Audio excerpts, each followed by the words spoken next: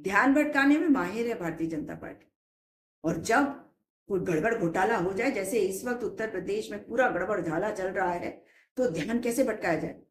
आपको याद है ना, पहले कांवड़ के समय में फूल बरसाए जाते थे हेलीकॉप्टर से, और हमारे वाले नकलची जो हैं वो भी फूल बरसाने लग गए।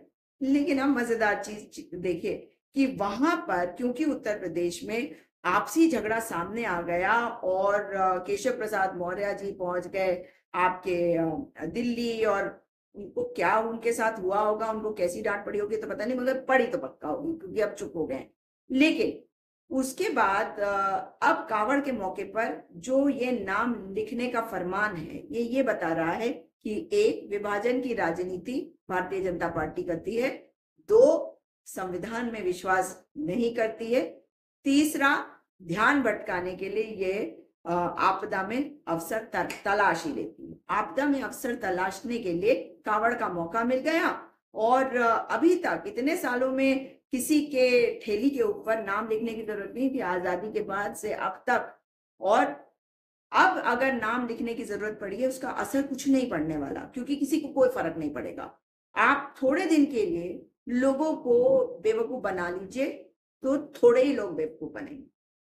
आप कुछ समय के लिए सब लोगों को बेवकूफ बना चुके, वो पार हो चुके। इसलिए अब हर व्यक्ति को हर वक्त आप बेवकूफ नहीं बना सकते, और हर व्यक्ति को कुछ समय के लिए भी आप बेवकूफ नहीं बना सकते। और भारतीय जनता पार्टी के एक नेता मुख्तार अब्बास नकवी, उनकी एक पोस्ट आ गई कि भाई कौन से अधिकारी हैं जिन्होंने ये किया है, बड़ी ये बेवकूफी वाली बात है, ये सोची समझी नहीं है। मगर उसके बाद पलट गए, वो एक्स पे लिखा था पोस्ट, उसके बाद पलट गए, और पलट के फिर कह रहे नहीं मुझे पता नहीं था, मुझे बताया गया तो मैं समझ गया, इसमें कोई प्रॉब्लम नहीं है, ये कोई विभाजन की राजनीति नहीं। जो आपने पहले कहा था ना, या तो आपने ध्यान खींचने के लिए कहा था, अपनी तरफ ध्यान आकर्षित करने के लिए, क्योंकि मुख्तार अब्बास नकवी को आप भारतीय जनता पार्टी में भी कोई नहीं पूछता, और भारतीय जनता पार्टी की राजनीति में उनको साइडलाइन किया जा चुका। उन्होंने सोचा कि थोड़ा सा कुछ बोल बाल दूं तो इनको ध्यान आ जाए कि मैं हूं, और कुछ मुझे इंपॉर्टेंस मिल जाए। चलिए जी, मिल गई।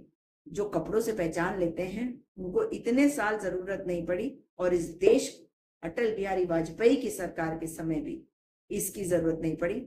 आज जरूरत पड़ी, क्योंकि भारतीय जनता पार्टी ना तो लोकतंत्र में विश्वास करती है, ना संविधान में विश्वास करती है। क्योंकि संविधान तो ये नहीं कहता कि आप लोगों में फर्क करें, लेकिन लोगों के नाम अगर आप लिखवा रहे हैं तो इसका मतलब है आप लोगों में फर्क कर रहे हैं, और लोगों को आप बता रहे हैं कि भाई उस ठेली से मत लेना। लेकिन जब कोविड का समय था ना, मुझे याद है कि जब कोई शवों को हाथ लगाने को तैयार नहीं था, तो उनका अंतिम संस्कार करवाने के लिए वही समुदाय था जिसको आप टारगेट कर रहे हैं।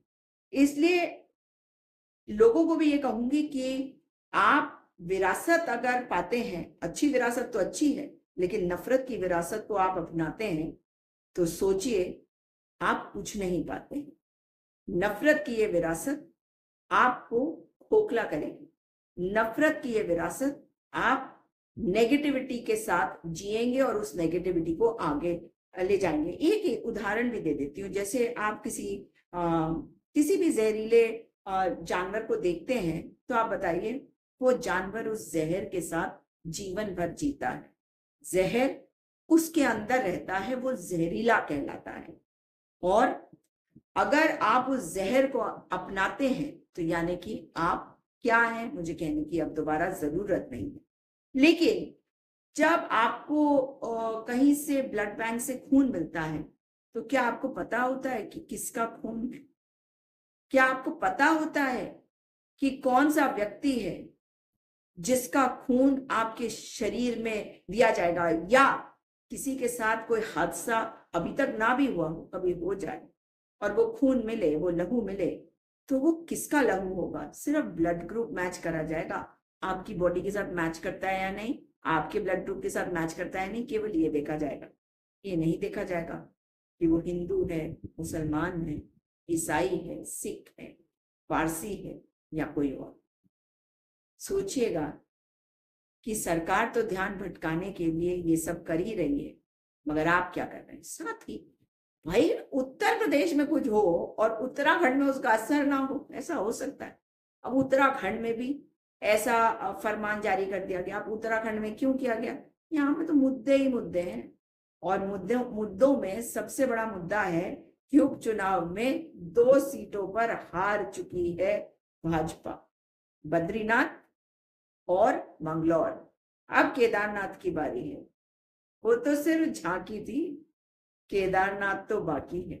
और उन्हें पता है कि लोगों के अंदर जो ये नफरत और विभाजन की राजनीति है, ये बहुत समय तक काम नहीं करेगी, और उपचुनाव में तो बिल्कुल काम नहीं कर रही है। उन्होंने देख भी लिया, इसलिए ध्यान भटकाने के लिए यहाँ पे भी ऐसा ही फरमान जारी कर दिया गया है। जिस राज्य में, जो राज्य देवभूमि कहलाता है, जहां पे कभी नफरत नहीं फैली, कभी हिंसा नहीं हुई, हमने 2018-2019 के चुनाव के 1 साल पहले घनसाली में देखा, माहौल खराब।